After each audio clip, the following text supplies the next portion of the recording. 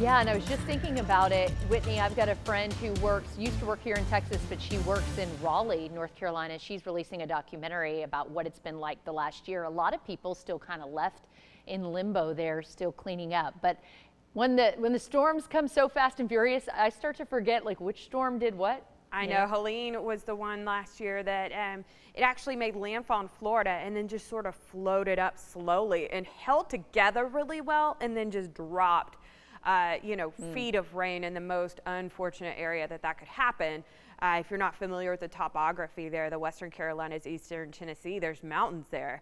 So when a lot of rainfall, similar to what we saw July 4th in the hill country here in Texas, if it falls and the topography is like that, where it's rocky, where it is sort of a valley and then a river going through it and all sorts of infrastructure that got basically swept away, it can create a catastrophic situation. So that was Helene last year that you heard about. And we actually have another system I'm going to talk about here in my full forecast that could do, it has the potential to do something similar early next week. So stick with me here for a minute. But Helene was certainly an odd situation. It's always sad as well to see a lot of times the first responders are there for a few weeks and the volunteer groups. And a lot of times after that, they leave these remote areas. And like you just said, they're dealing with it for years to come. Let's talk about the weather here at home. We hit 91 at Waco's airport, average being 88, so just above it this afternoon. But so nice starting to see low temperatures in the 50s and lower 60s, which we're typically at 63. So very, very nice conditions is what I would say for sure. When we're not 97, 98 in September, it is nice. We have now kicked officially off fall, and believe it or not, October is next week. It's crazy how fast it's going now. Live look at temperatures. We're still on the warm side, as you can see, upper 80s, near 90 degrees across the board. High pressure is dominating our forecast. It will be the next few days when we see high pressure. It typically is going to mean sunny or clear conditions, calm conditions, and good traveling conditions. If you are headed up to Dallas, down to Austin for the weekend, you are good to go. We're going to remain mostly sunny throughout the evening. Our chief meteorologist, Matt Farrell, is headed right now to Hewitt.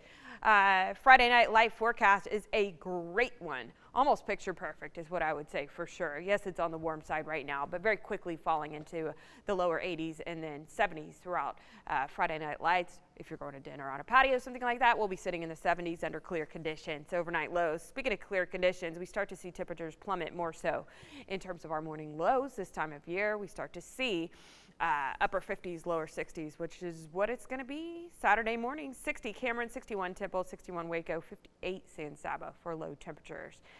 Baylor's going to Oklahoma State. Good traveling conditions. Again, it is going to be on the warm side. This is one of those mid-afternoon kickoffs, so it is going to be in the upper 80s at 4 p.m., but under clear conditions. No precipitation over the next few days regionally. That's not just central Texas. Calm winds. We wake up Saturday in the lower 60s that afternoon. Mostly sunny skies, few clouds sneaking in from the west, and we end up in the upper 80s. Sunday, basically repeating that forecast. Clear and calm conditions in the morning hours. Pepper in a few more clouds Sunday versus Saturday, but no chance for rainfall. Even Monday, partly cloudy skies when we wake up, and it will be clear and calm. I mentioned there is an unorganized area of precipitation right now. It's just a tropical wave, but projected to potentially impact the U.S. We haven't had much of that this hurricane season. You can see Humberto, strong hurricane that is not going to impact the U.S. But this potential, right now it's just a cyclone, but potentially does make landfall in the Carolinas. If it does, and it slows down and it goes over towards the mountainous regions there, it could cause a huge problem for the southeast U.S.